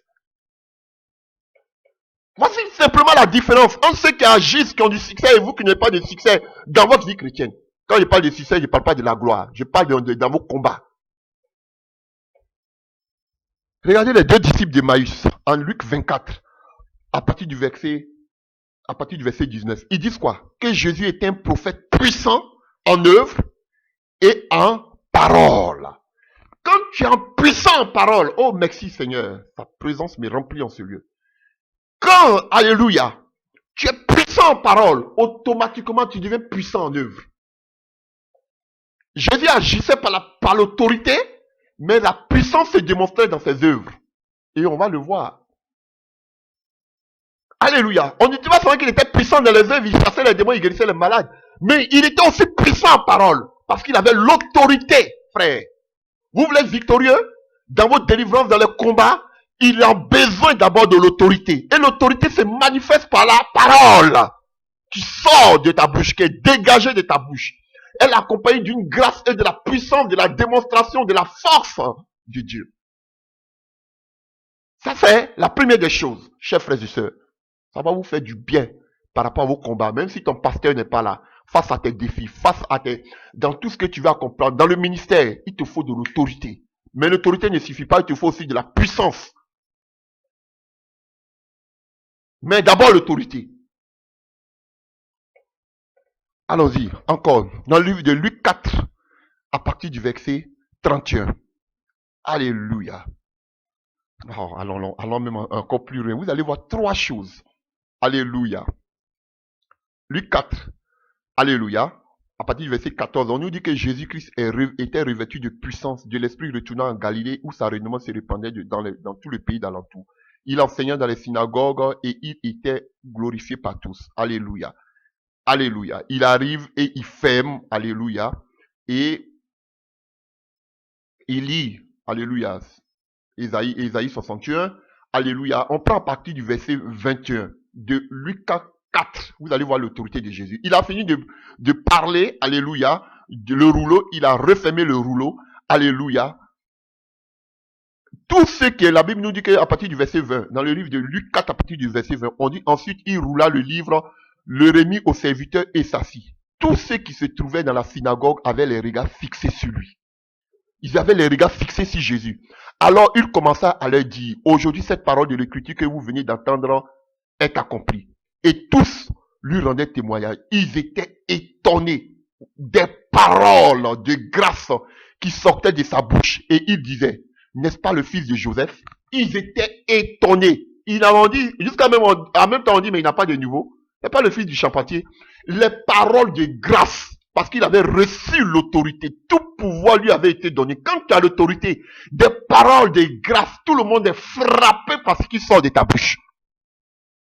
Vous voyez, on ne fait que parler seulement que de la bouche. De la bouche et de la bouche. Alléluia. Chers frères et sœurs, ça c'est à partir du verset 22. On nous parle des paroles de grâce qui sortaient de sa bouche. À partir du verset 31, il descendit à Capernaum, toujours dans le livre de Luc 4, ville de la Galilée, et il enseigna le jour du sabbat. On était frappé de sa doctrine car il parlait avec autorité. ou avec pouvoir. Chers frères et sœurs, oh merci Jésus. Quand tu parles, quand tu as l'autorité de Christ, de Dieu, ton langage change, tout le monde est frappé. Tu peux toucher le problème des gens, tu peux toucher la vie des gens par la parole qui sort de toi. Parce que tu es rempli de la parole qui est en toi, de Dieu qui est en toi. Alléluia. Mais pour cela, il faut être mandaté, il faut être envoyé. Alors que nous avons été envoyés. Il dit, comme tu m'as envoyé, moi aussi je les envoie. On va voir plus tard. Et là, on est au verset 32. On a vu au verset 22. On est au verset 32, on a vu. Alors, on continue. Alléluia. Alors, il se trouva dans la synagogue un homme qui avait un esprit de démon impur. Et il s'écria d'une voix forte. Ah, qu'a-t-il entre nous et toi, Jésus-Christ de Nazareth? Tu es venu pour nous perdre. Je sais que tu es le Saint de Dieu. Jésus fait quoi? Jésus le menaça. Quand il était au devant des hommes, tout ce qui sortait de sa bouche, c'était de l'autorité, de la grâce. Mais quand il était devant les démons, il menaçait les démons. Parce qu'il a l'autorité sur les démons. Chers frères et sœurs, cette même autorité, Jésus t'a donné le pouvoir de marcher sur les serpents, les scorpions, sur toute la puissance des ténèbres. À mon nom, vous chasserez les démons. Donc, quand tu es devant ces cas-là, tu dois menacer au nom de Jésus de sortir des corps. Alléluia. Les 7 filles de Séva sortent du corps au nom de Paul, du Dieu que Paul prêche. Alléluia. Les démons connaissaient Paul, ils connaissaient les 7 fils de Séva. Il dit, moi je connais Paul, vous, je vous connais, vous êtes qui? Ils connaissaient l'autorité qui était sur Paul. Alléluia. Vous avez vu? Ils ont prononcé la parole comme vous prononcez. Il n'y a pas eu d'effet. Alléluia. Ils ont crié aussi comme vous criez. Il n'y a pas eu d'effet. C'est vrai qu'il faut avoir l'autorité, mais en plus de l'autorité, il faut avoir la puissance. Ah oui. Ils connaissaient Paul parce que Paul avait non seulement l'autorité, mais Paul avait aussi la puissance. Ah oui, chers frères et sœurs. Alors, alléluia. Je sais que tu es le Saint de Dieu, Jésus le menaça. Alléluia. Vous voyez, tu parles avec l'autorité. On ne chasse pas un démon en rien. Tu as autorité sur lui. Je t'ordonne, sors de ce corps au nom de Jésus-Christ de Nazareth. Voilà. Il dit, tais-toi. Vous voyez comment Jésus parle? Tais-toi. Il le menaçait et puis il dit, tais-toi. Je ne te permets même pas. Quand quelqu'un va parler comme ça, on va dire, oh, il est orgueilleux. Mais c'est s'il est démon. Mais face aux hommes, il avait des paroles de grâce, d'autorité. Alléluia. Pas comme l'autorité de ceux qui veulent vous diriger et gouverner. Alléluia. Il se jeta, tais-toi, et sort de cet homme. Et le démon le jeta au milieu de l'assemblée. Et il sortit de lui sans faire aucun mal. Tous furent saisis de stupeur. Vous avez vu? Et ils se disaient les uns aux autres, quelle est cette parole? Vous voyez toujours cette parole. Quelle est cette parole? Il commande avec autorité et puissance aux esprits impurs. Et ils sortent. Et sa renommée se répandait dans tous les lieux d'alentour. Vous voyez? Il chassait les démons avec quoi? Autorité et puis quoi? Puissance. L'autorité seulement ne suffit pas. Il faut aussi le revêtement. Il faut la puissance de Dieu. Jésus ne chassait pas seulement les démons par autorité, mais il chassait aussi les démons par autorité et par la puissance. Voilà, alléluia. Voilà pourquoi l'autorité en grec veut dire exousia, pouvoir, et en même temps dynamisme, puissance. On ne peut pas les dissocier. Ça va de pair. Alléluia. Et tout à l'heure, les disciples d'Emmaüs ont dit, Jésus, il était puissant en parole et en œuvre. Frère, et qui parle de l'autorité fait toujours allusion à la parole qui sort. Et qui parle de puissance parle toujours de la démonstration de ce qu'on voit. Les démons sont chassés. On ne peut pas les dissocier. Il y a un démon, tu lui dis par la parole, sors. Et par la puissance qui t'accompagne, il doit abdiquer, obéir. Mais pourquoi aujourd'hui vous êtes devant les démons? Sors, il n'y a pas. Vous avez l'autorité, mais il n'y a pas la puissance qui accompagne. Et quand vous allez prendre Matthieu 7, à partir du verset 29, on nous dit quoi? Après que Jésus eut achevé ses discours, la foule fut frappée de sa doctrine, car il enseigna comme ayant de l'autorité et non pas comme les scribes. Alléluia. On dit Jésus parlait comme il avait de l'autorité, de l'audace, si vous voulez. Alors que les scribes, ils ne faisaient que lire, qui nous faisaient dormir. Il avait de l'audace. On nous dit ici que Jésus-Christ, ils étaient frappés de sa doctrine, car il enseignait comme ayant de l'autorité. Et non pas comme les scribes, ces faux pasteurs aujourd'hui qui ont fait l'école théologique, ils sont nombreux, qui connaissent tous les passages, qui connaissent toutes les doctrines, alléluia, qui nous endorment, mais qui n'ont aucune puissance. Alléluia. Vous voyez, ils étaient frappés parce qu'on dit qu'il a de l'autorité. C'est pas tout ton bagage intellectuel, théologique, là, nous fait quelque chose. On veut voir Dieu en toi quand tu parles. Ça touche, ça transforme. Et puis on voit les œuvres qui accompagnent. C'est tout. Donc vous voyez, chers frères et sœurs, non seulement il avait des paroles de grâce, de puissance qui sortaient de sa bouche, mais en plus de ça, chers frères et sœurs, quand tu as l'autorité, tu peux chasser les démons. Même les autorités, mais qu'on appelle les démons lui obéissants, et on a vu tout à l'heure dans le livre de Luc 4. Oui, par l'autorité. Mais on a dit aussi qu'il faut qu'il y ait la puissance. Alléluia. Matthieu 9. Jésus étant monté dans une barque, traversa la mer et alla dans une ville. Et voici, on lui amena un paralytique couché sur un lit. Jésus, voyant leur foi, dit au paralytique, prends courage, mon enfant, tes péchés sont pardonnés. Si quoi quelques scribes dit au-dedans d'eux, cet homme blasphème, et Jésus connaissait leurs pensées, dit, pourquoi avez-vous de mauvaises pensées dans vos cœurs? Car lequel est le plus aisé de dire, tes péchés sont pardonnés, ou de dire, lève-toi et marche, afin que vous sachiez que le Fils de l'homme a sur la terre le pouvoir, vous voyez, le pouvoir ou l'autorité de pardonner les péchés. Lève-toi, dit-il au paralytique, prends ton lit et va dans ta maison. Et il se leva et s'en alla dans sa maison. Alléluia. Quand la foule vit cela, elle fut saisie de crainte et elle glorifiait Dieu qui a donné aux hommes un tel pouvoir. Alléluia. Qui a donné aux hommes une telle autorité. Il confondait, alléluia, les sacrificateurs qui voulaient savoir de qui venait son autorité. Il menaçait sur la nature. On va voir avec sur la mer. Alléluia. Il chassait les démons. Les malades étaient guéris par son autorité. Et tout ça, il disait, ça venait de son autorité. Frère, quand tu as l'autorité, tu peux faire beaucoup de choses avec le Seigneur, comme lui-même il a dit. C'est la même chose que je fais, vous allez voir, tout ce qu'il a fait, vous allez voir, c'est la même reproduction dans la vie des apôtres, aujourd'hui dans la vie de l'Église. Alléluia. Frère, voici l'autorité. Pourquoi tu n'as pas de succès? C'est l'autorité. La puissance qui doit t'accompagner, chers frères et sœurs. Et ce sont nos promesses. Mais Satan vous fait croire, vous pose la question, est-ce que c'est vrai tout ça? Tu es sûr que les malades peuvent guérir? Alléluia. Tu es sûr? Tu es sûr que les malades peuvent guérir? Tu es sûr que les démons peuvent partir? Il met l'improductivité dans votre vie par le doute, par les raisonnements. Alléluia. Par les difficultés de la vie. Allons-y encore voir dans le livre de Marc 1, à partir du verset, alléluia, à partir du verset 25. Bon, à partir du verset 23, il se trouva dans la synagogue un homme qui avait un esprit impur et s'écria, qu'y-a-t-il entre nous, toi, Jésus-Christ de Nazareth? Tu es venu pour nous perdre. Je sais que tu es le Saint de Dieu. Jésus le menaça, disant, tais-toi et sors de cet homme. Et l'esprit impur sortit de cet homme en l'agitant avec violence, en poussant de grands cris. Tous furent saisis de stupéfaction, de sorte qu'ils se demandaient les uns aux autres, qu'est-ce que ceci? Une nouvelle doctrine, ils n'ont jamais vu chasser des démons.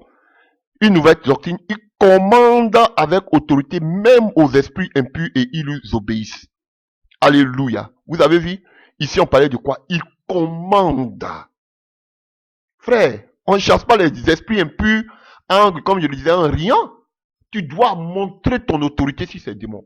Dans le nom de Jésus-Christ de Nazareth.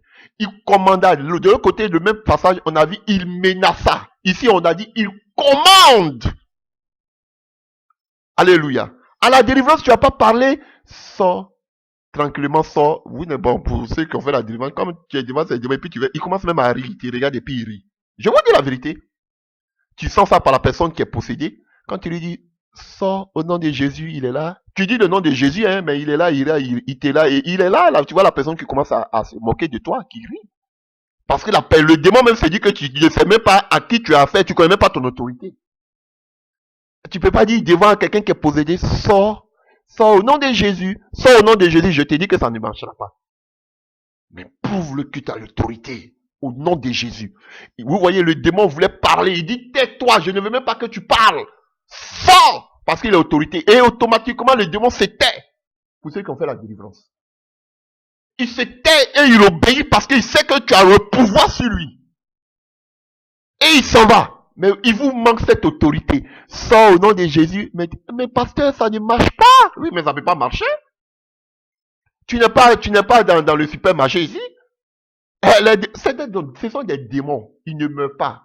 Alors on les chasse. Ils connaissent l'autorité. Ces démons vont seulement que quand ils savent que tu as l'autorité sur eux. Voici un secret pour la délivrance. Avoir l'autorité. Et quand tu as l'autorité, tu as une manière de parler. On dit, Jésus menaça. Il commanda. Il dit, tais-toi. Voilà. Voici l'autorité. Le mandat, c'est vrai qu'on l'a, mais ça doit se maintenant matérialiser par le langage. Vous allez voir, partout où on parle de l'autorité, où on parle de ces passages d'autorité, vous pouvez voir la suite. On dit après la synagogue, il entra chez Pierre. Il chassa, elle était couchée malade. Aussitôt, elle était guérie. Alléluia.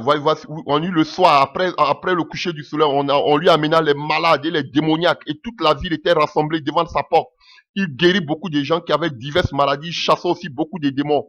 Et il ne permettait pas aux démons de parler parce qu'il le connaissait. On ne veut même pas qu'il vous parle. Sortez. Donc, ces gens qui ne font que parler avec des démons. Sortez, partez. Tu as cette autorité. Il est dit. Alléluia. Voici les milliards qui accompagnaient ceux qui auront cru. Voilà, je vous donne le pouvoir. C'est le même pouvoir là. Alléluia.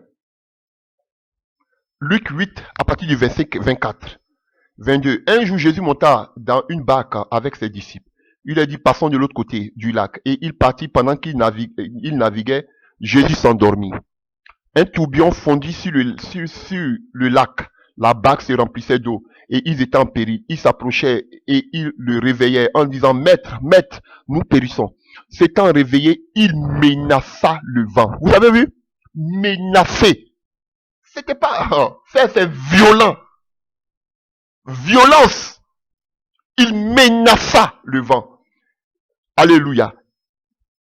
Le vent et les flots qui s'apaisaient automatiquement quand tu as autorité, quand tu parles. En même temps, alléluia, on voit l'exaucement, on voit qu'on appelle l'accomplissement. Alléluia, qui s'apaisait et le calme revient. Puis il est dit, où est votre foi? Saisi de frayeur et d'étonnement, ils se disent les uns aux autres, quel est donc celui qui commande même au vent et à l'eau et qui lui obéissent? Frère, quand tu as l'autorité, tout obéit. Frère, la vie chrétienne, c'est pas les bâtiments. C'est l'autorité du Seigneur. Tout le monde était stupéfait. Là où on pense que c'est fini, là où on pense qu'il n'y a plus d'espoir, chers frères et sœurs, l'autorité, la puissance de Dieu, la parole, frère, tu fais sortir de cette situation. Et les gens sont toujours étonnés. Voilà, parce que ça ne vient pas de toi, ça vient de Dieu. Ou les situations, vous allez voir, les gens sont toujours étonnés. Voilà. Donc l'autorité ne vient pas seulement pour que je vais avoir l'argent ou bien je vais me marier, je vais avoir mari, je vais avoir homme. Non, chers frères et sœurs, même si les démons, c'est quand seulement il s'agit de mariage que vous croyez, mais quand on vous dit que vous pouvez chasser les démons, vous ne croyez pas. Parce que votre foi n'est pas ancrée sur la parole. Vous voyez? Et quand vous prenez Marc 2, on parle du paralytique. Marc 2, à partir du verset 1. Mais ce qui me préoccupe, c'est à partir du verset 12. On dit qu'on appelle, il sortit en présence de tout le monde, de sorte qu'ils étaient tous dans l'étonnement et glorifiaient Dieu, disant, nous n'avons jamais vu rien de pareil.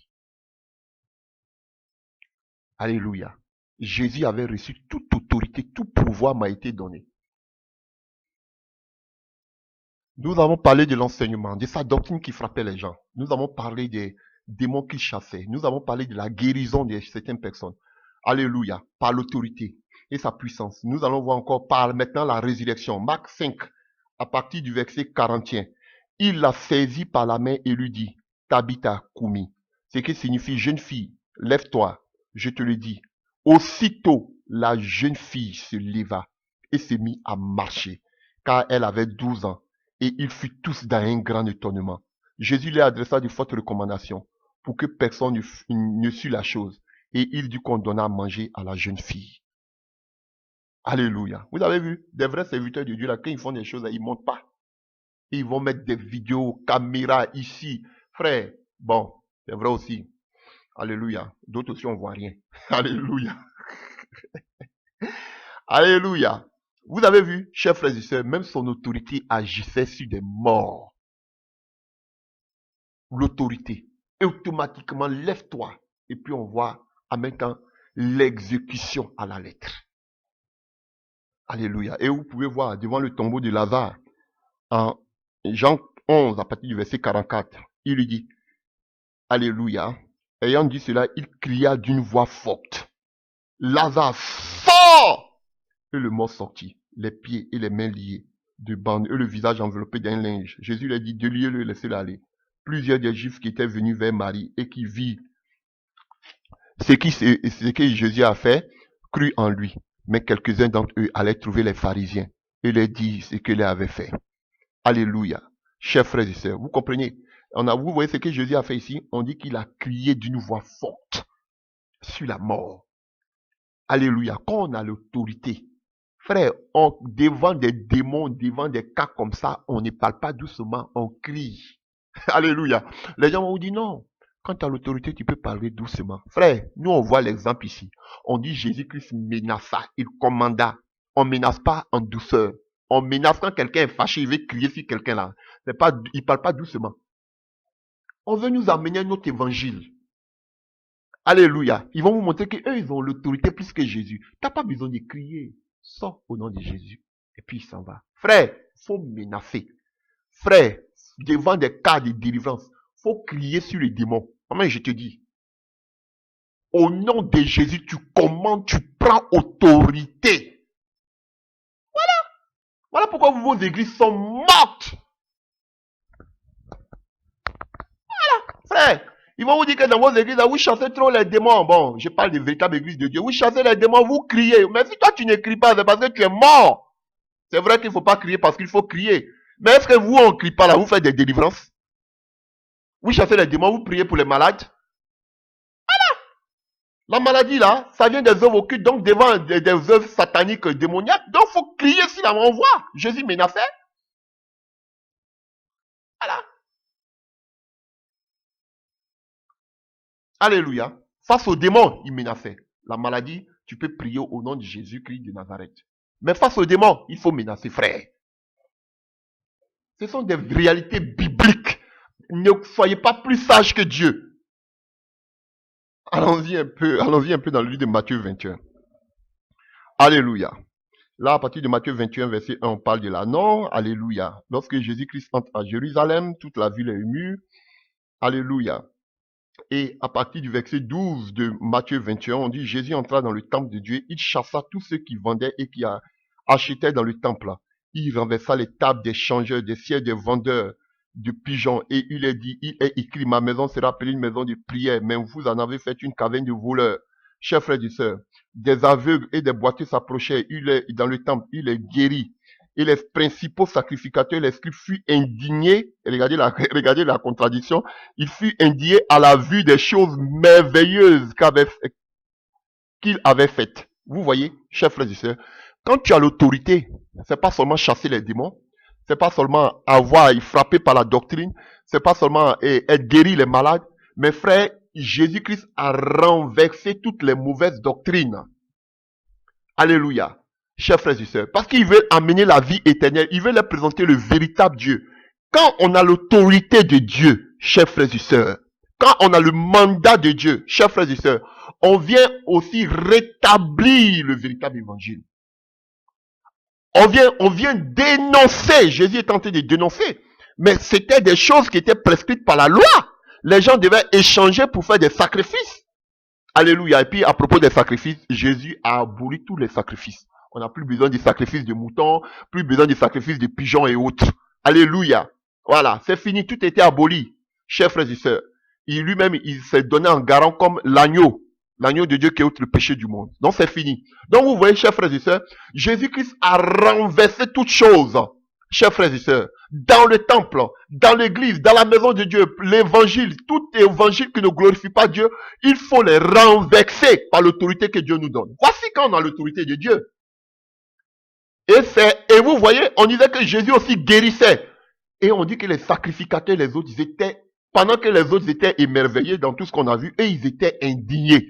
Parce qu'on partait contre les principes, on partait contre le temple, on partait contre les autorités. Pourtant, on nous dit que Jésus faisait des choses merveilleuses. Alléluia. Vous voyez, les enfants même adoraient. Alléluia. Ils ont dit, dis aux enfants là même, disons, qu'à se taire. Alléluia. Parce que c'est nous l'autorité ici. Jésus dit, même s'ils se taisent, ce sont les pierres qui vont louer.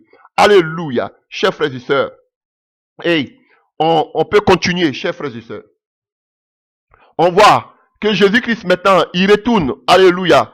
Et qu'on appelle vers Béthanie, et il passa la nuit le matin, il avait faim, il voit le figuier, alléluia, et chers frères et sœurs, on dit que Jésus-Christ, qu'est-ce qu'il a fait? Il a maudit le figuier. À partir du verset 20 de Matthieu 21, on dit, à l'instant le figuier sécha. Les disciples qui virent cela furent étonnés et dirent, comment ce figuier est-il devenu sec à un instant? Alléluia. Vous voyez la foi qui doit accompagner? Alléluia. Alléluia. Demandez à Christ que votre foi augmente. Alléluia, c'est biblique. Donc, quand tout cela, Jésus se rendit encore dans le temple à partir du verset 23, et pendant qu'il enseignait les principaux sacrificateurs, ils ont appris tellement de choses. Ils voyaient qu'il maudissait le figuier, ils voyaient qu'il chassait les démons, ils voyaient qu'il renversait tout dans le temple. Ils sont venus lui poser la question. Mon ami, dis-nous, de qui maintenant tu détiens l'autorité? Et puis tu permets de faire tout ça. Vous voyez? Pour vous dire que tout ce que Jésus-Christ faisait, c'est parce qu'il avait reçu l'autorité. Parce que s'il n'avait pas reçu l'autorité, il ne peut pas le faire. L'autorité dans la vie du chrétien, très important. Alléluia. Donc vous voyez, ils sont venus vers Jésus. Hein. Ils ont posé la question à Jésus. Mais mon ami, à partir du verset, alléluia, à partir du verset 23, alléluia, les mêmes sacrificateurs, tu renverses tout dans le temple. Alléluia. Qu'on appelle, alléluia, tu guéris les malades, alléluia, tu chasses les démons, tu viens, tu pries encore, tu as été des multiplies, qu'on appelle, tu sèches encore le figuier. De qui détiens-tu ton autorité? Alléluia. Voilà, vous pouvez voir. Et Jésus a même posé la question de qui venait aussi l'autorité des gens. Donc, ils savent que sans autorité, tu ne peux pas le faire. Frères chrétiens, sans autorité, vous ne pouvez pas. Alléluia. Et Jésus-Christ de Nazareth, avant son retour au ciel, alléluia, se présentant au milieu de ses disciples dans le livre de Jean 20, à partir du verset 21, Jésus leur dit de nouveau, la paix soit avec vous. Comme le Père m'a envoyé, moi aussi, je vous envoie. Après ces paroles, il souffla sur eux et leur dit, recevez le Saint-Esprit. Ceux à qui vous pardonnez les péchés seront pardonnés. Et ceux à qui vous allez retenir, les sera aussi retenus. Vous voyez, Jésus avait le pouvoir, l'autorité de pouvoir pardonner les péchés. Il demande aussi à ses disciples que eux aussi, ils ont ce même pouvoir de pardonner les péchés. Jésus avait le pouvoir de chasser les démons. Il donne ce pouvoir aussi à ses disciples de pouvoir chasser les démons. Jésus pouvait guérir les malades. Il donne aussi ce pouvoir à ses disciples de guérir aussi les malades. Alléluia, chers frères et sœurs. Et c'est à nous aussi, chers frères et sœurs. Et vous pouvez prendre Apocalypse, Actes des Apôtres 1 à partir du verset 8. Alléluia. Qui est ici. Alléluia. Vous pouvez le voir juste à côté. Il vous dit que là, ils vont recevoir une puissance et ils vont être faits témoins. Parce que lui, il les envoie. Et en envoyant les apôtres, c'est nous aussi l'église qui l'envoie, chers frères et sœurs. Et nous l'avons lu en Matthieu 28, verset 18. Il dit, tout pouvoir lui a été donné sur la terre et dans le ciel et sur la terre. Allez, faites de toutes les nations les disciples. Il ne parle pas seulement aux apôtres, mais à tous les chrétiens. Et chers frères, nous allons finir par là. Quand tu vas voir Luc 10, Luc 9 à partir du verset 1, Luc 9 à partir du verset 1, Jésus ayant assemblé les 12, leur donna force et pouvoir. La force que vous voyez ici, c'est la puissance. C'est ça le dynamisme. Il leur donnait puissance et pouvoir sur les démons. Vous voyez, on en sort la suite. Il leur donna force et pouvoir sur tous les démons avec la puissance de guérir les malades. Il les envoyait prêcher le royaume de Dieu et guérir les malades. Vous voyez, le pouvoir sur les démons avec la puissance de guérir les malades, il les envoie prêcher le royaume de Dieu et de guérir les malades. Donc j'entends certaines personnes qui disent que Dieu nous a pas dit d'aller guérir les malades ou bien d'aller chasser les démons, il nous a dit d'amener l'évangile du royaume de Dieu. Frère, voici c'est ici. On va prêcher le royaume de Dieu et les œuvres nous accompagnent. Jésus est venu ici, sur terre, il a prêché le royaume de Dieu, mais il y avait les signes qui l'accompagnaient. Donc, chers frères et sœurs, on ne peut pas les dissocier. Quand tu vas l'annoncer l'évangile jusqu'aux extrémités de la terre, comme le maître, les signes doivent nous accompagner. Les démons doivent être chassés.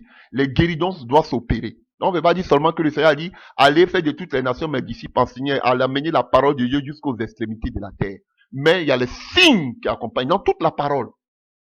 Alléluia. Sinon, il allait dire aux disciples, allez-y seulement annoncer l'évangile, mais il n'allait pas leur dire, attendez d'abord que vous recevez la puissance. Dans Acte 1, verset 8. Voici la réalité. On ne peut pas annoncer l'évangile jusqu'aux extrémités de la terre si on n'a pas la puissance de Dieu.